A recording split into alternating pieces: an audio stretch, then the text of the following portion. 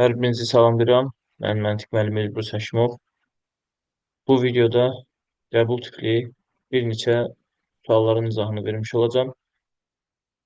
Deməli, bu ikinci sualda baxsaq, e, rebusla bağlı, yəni fiqur ədəd əlaqələri ilə bağlı bir sualdır.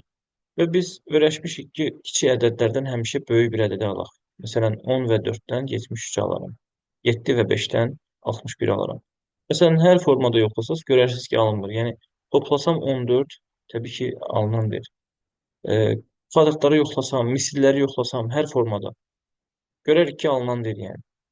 Ona görə siz tərsinə də baxmağı unutmayın. Yəni məsələn 73-dən necə ala bilərəm bu rəqəmləri? Artıq burada hər şey məlum olur. Yəni 73-dən deməli rəqəmləri biz fərqinə baxsaq, yəni 7 ilə 3-ün fərqi 4 olmuş olur.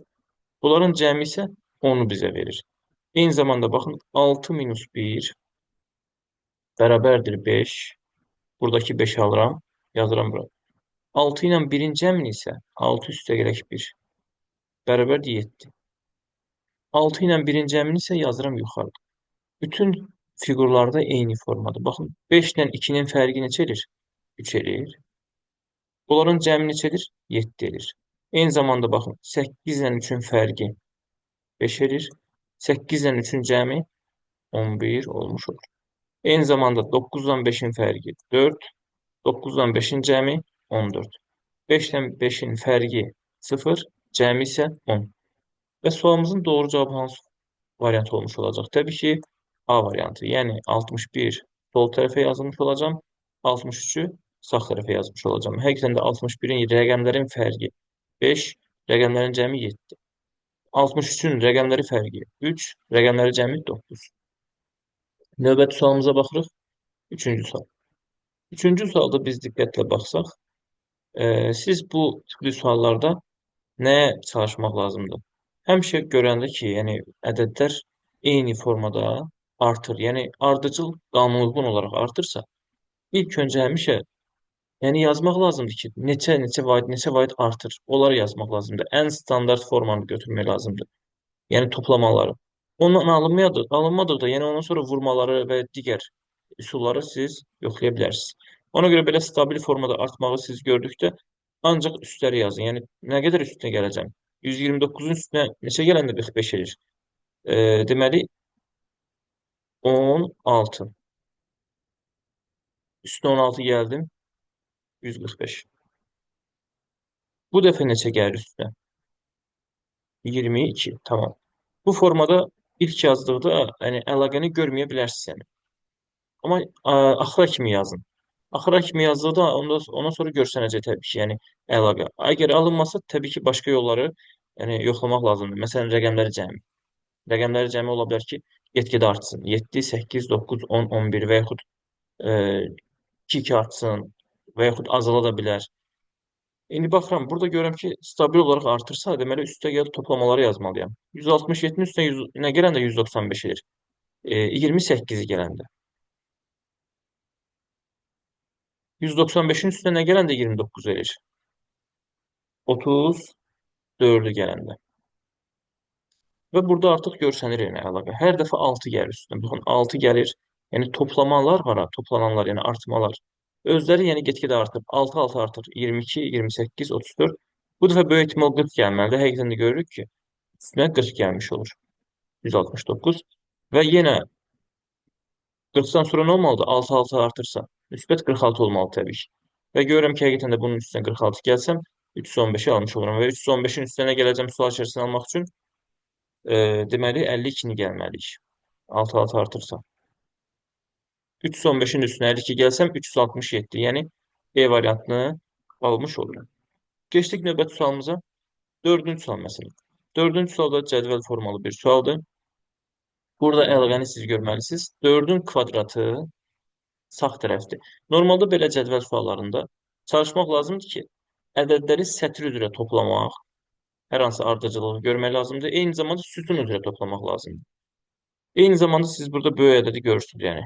Normalda biz öyrəşmişik yenə. 4, 2 və 0-dan 16-nı alıb.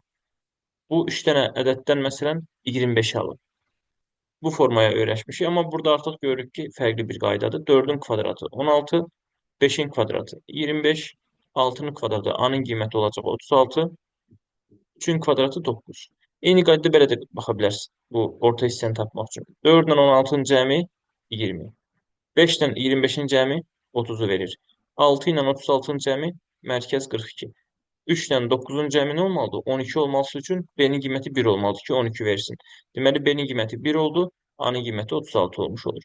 Və bunların cəmi 37. Yəni C variantı sualımızın doğru cavabı. Beşinci suala baxıram. Beşinci sualda artıq fərqli bir yanaşma olacaq. Siz normalda baxırıq ki, toplayaram ədədləri. Yəni 243'ü 255 ilə toplayacağam. Və yaxud bunların fərqinə baxa bilərəm. Və siz rəqəmləri cəminə baxa bilərdiniz. 9, bura verir 12 və onların hasili orta, yəni mərkəzi verilmiş ola bilər. Amma burada bu qaydalar ödəməyəcək təbii ki. Burada 24'ü görürsüz, bu formada ayarsam. 24'ü bölsəm 3'ə. Neçə edir? 8. Təbii ki, həmin formanı, həmin yanaşmanı görmək lazım idi. Və 8'i görürsüz, yazmış oluram bu hissəyə. Burada da 2 bu formada bölsəm, 25'i 5'e bölsəm, buradakı 5'i görürəm. Eyni zamanda burada da 42'ni 3'e bölsəm 14 yazmış oluram bu hissəyə. 48'i də 6'ya bölsəm 8 cavabını yazıram bu sağ tərəfə. 12'ni 3'e böldükdə 4 alıram. 9'u 3'e böldükdə bu 3'ü almış oluram. Və cavabımız nə olmalıdır? Təbii ki, cavab burada yazılıb. Əslində qalsa sual içərisi yazılmalıydı bura. 36'nı görürsünüz. 36'nı 6'ya böldükdə nə alıram? 6 almıram. Sol tərəf 6 olmalıdır. Onu da mən 5'e böldükdə nə alıram? 2'ni alıram. Sağ tərəfdə 2 olmalıdır bu hissə. Və sualımızın doğru cavabı təbii ki 62. Yəni B variantı olmuş olur. Keçdik belə bir tərəzi. Yəni e, əsas dövlət qulluğu imtahanlarında həmişə yəni tərəzi forması, yəni bu tipli tərəzilər normalda həmişə düşür imtahana. Tərəzilərlə bağlı 4 qaydamız vardı. Alt-alta toplama, çarpaz toplama, əvəzləmə və qiymət qoyma üsulu. Və həmişə yadda saxlayın. 4 dənə qaydanın 4'ünü də bilmək lazımdır. Elə sual qabağınıza çıxa bilər ki, imtahanda nə alt-alta toplama ilə, heç bir riyazi yollarla onu həll edə bilməyəsiniz. Yəni elə suallar təbii ki, mövcuddur. Ancaq qiymət üsulu ilə alınacaq. Ona görə qiymət üsulunu da yaddan çıxarmasın kimsə. Və biz burada düzdür, əvəzləmə ilə də gedə bilərik. Trapesiyanın qiyməti 3'dən 3 bucağın qiymətinə bərabərdirsə, bu trapesiyanın yerinə 3'dən 3 bucaq qoya bilərəm.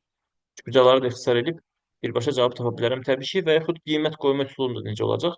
Qiymət qoyma üsulu ilə biz getsək, məsələn, 3 bucağın yerinə məsələn deyirəm, 1 yazsaq, deyək ki, əvəzləmə ilə, alt-alta toplama ilə alındıra bilmirik. Qiymət qoyma üsulu necə olacaq? Hərəsinə mən 1 yazsam, trapesiyanın qiyməti 3 olacaq.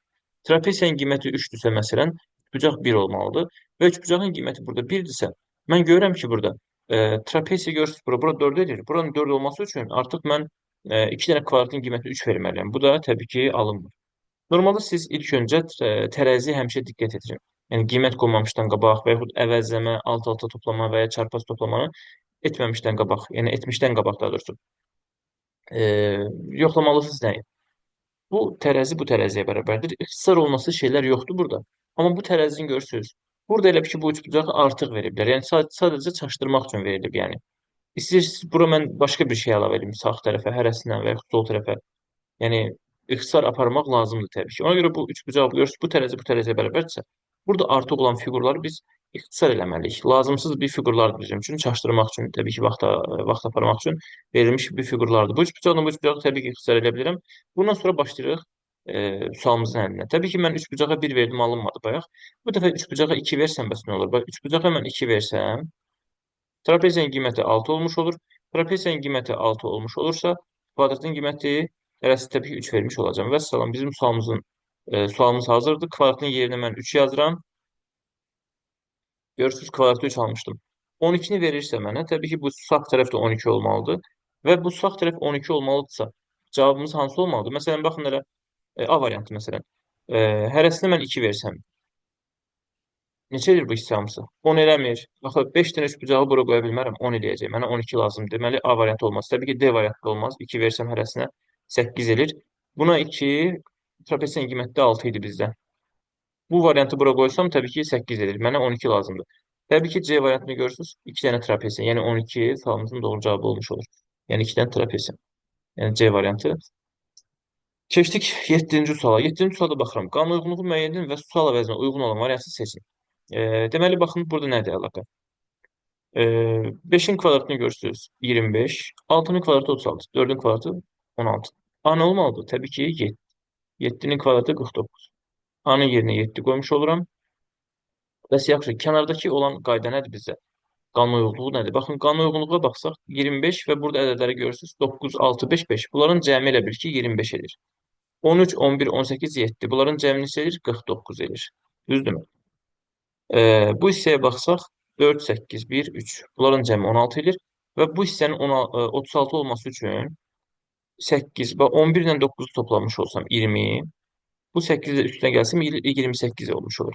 28-in üstünə mən təbii ki B8 olmalıdır ki, 8-i gəlsəm təbii ki 36 qiymətini almış oluram. Və də təbii ki B-nin qiyməti 8 olmuş olur. Və sualımızın doğru cavabı A variantı.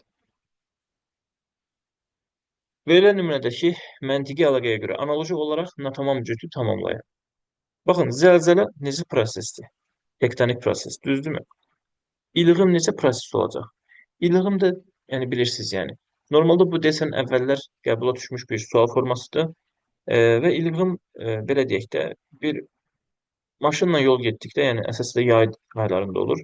Siz 200 metr uzaqda görürsünüz ki, sanki asfaltın üstünə, belə deyək, su töküblər və yaxud şüşə kimi olduğunu görürsünüz, parıldayır, parıldayır və həmin hadisə ilğimdir, yəni. Və necə proses təbii ki, optik, yəni işıqla bağlı optik proses olmuş olur. Digərləri ümumiyyətlə uyğun gəlmir ilğima. 9-cu suala baxıram. Hərflərin sırası pozulmuş 5 sözdən 4 arasında məntiq əlaqə vardır. Fərqli sözlük göstərin. Baxıram anaqramlardan bağlı. Burada olacaq D variantı islahatçı, kəşfiyyatçı B variantıdır. Qastroloq C variantıdır. İqtisadçı A variantıdır. Baxırıq heç bir əlaqə yoxdur. Axı hamısı insan anlayışını bildirir. Yəni ya həkimlərdir və yaxud hərbi sahəyə aiddir və yaxud e, hansı sahəyə aid olduğunu bilməz. Qarışıqdır, amma insan anlayışını hamısını bildirir. E bəndə isə görürük ki, navigatordur. Deməli artıq bizim qanunumuz hazır. Yəni digərləri insan anlayışı bildirir. Navigator təbii ki insan anlayışını bildirmir. Ona görə təbii ki E variantı sualımızın doğru cavabı olmuş olur.